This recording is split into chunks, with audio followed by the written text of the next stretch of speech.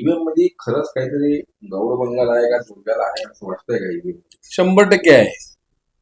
हे बघा, तुम्ही साधा विचार करा, टेक्निकल आहे. टेक्नॉलॉजी मध्ये काय पण करता येतं. आपण चंद्रावर चंद्रयान पाठवलं, बरोबर आहे. ते किती लांब आहे? लाखो कोटी किलोमीटर लांब आहे ते, बरोबर आहे की नाही. मग इथं पृथ्वीवर बसून आपण त्याला कंट्रोल करतो. मग ईव्हीएम काय चीज आहे इथल्या इथं? हे सगळं हे असं चाललेलं आहे. मग तुम्हाला एवढं खात्री आहे, तुम्ही एवढं काम केला, लोक एवढं हे आहे, तुम्ही बहुशंकर सगळं तुम्हाला वाटत असेल, मग तुम्ही मग एकदा मतपत्रिका घेऊन बघा ना. नको का म्हणता तुम्ही? तुम्हाला जर एवढं खात्री असेल ना, तुमचं एवढं पाचवी बहुमत मिळतं तुम्हाला, मग एकदा बॅलेट पेपर घ्यायला काय हरकत आहे? नको का म्हणता तुम्ही? निवडणूक आहे का नको म्हणते? सुप्रीम कोर्ट का नको म्हणते? राज्य शासन का नको म्हणते त्यांनी? तुम्हाला खात्री आहे ना तुम्ही निवडून येता म्हणून? कामं केली तुम्हाला खात्री आहे ना? तुम्ही विकास केलेला खात्री आहे ना? लोक तुमच्या पाठीमागे असं म्हणताना, मग लोकांनी निर्णय दिला आम्ही काय करावं असं म्हणताना, मग लोकांनी काय निर्णय दिले ते एकदा कळू दे की सगळ्या लोकांना.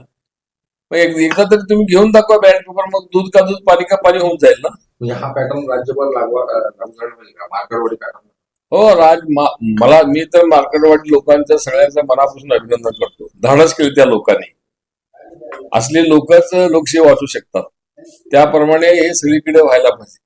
मी तर म्हणतो आमच्या अक्रोड मतदारसंघात पण कितीतरी गावं आहेत, कधीच तिथं बीजेपीला लीड नाही. मग ह्यावेळी कसं होतं लीड? ते शक्यच नाही. कुंभार एक बूथवर आम्हाला एकच मतदान आहे, असं कसं शक्य होतं? ते एक मतदान कसं काय पडतंय? आणि ते आमच्या रासपाचा उमेदवार होता अक्कलकोटला, त्यांनी त्यांच्या घरचे जाऊन ते दोड्या इथं मतदान केले. त्यांनी काय म्हणते, माझे घरचे सोडव, माझं स्वतःच तर मतदान मला मिळालं पाहिजे की नको? आणि त्यांनी व्हिडिओ काढले, त्यांनी मतदान करताना हे करताना सगळं ते. मग ते मतदान कुठे गेलं? मग याचा अर्थ आहे की सरळ सरळ हे चिटिंग आहे. 20%चं सेटिंग आहे सगळं. ते कम्प्लीट सगळं 20%चे सेटिंग केल्यामुळे ते झालं. आणि जे लोक निवडून आलेत ना, ते 20% सेटिंग पार करून त्यांना मतदान पडल्यामुळे ते निवडून आले, बाकी काय नाही. आता तुम्ही विचार करा, आमच्या काँग्रेसची निवडणूक म्हणजे महाविकास आघाडीची निवडणूक कसं आले? 7,000, 8,000, 10,000, 500, 200, 100, 140 असं निवडून. त्यांचे बघा 1,20,000, 1,21,000. काही जिल्ह्यात दाखवत होते टीव्हीवर 1,21,000 तीन लोकांची आघाडी, 68,000 म्हणून दुसऱ्या जिल्ह्यामध्ये 3 लोकांची आघाडी. असं 6 जिल्ह्यात झालेले आहेत, जवळजवळ 30-35 मतदारसंघात. मग असं जर होत असेल तर मग काय अर्थ आहे त्याला? तेवढंच कसं लीड येत आहे?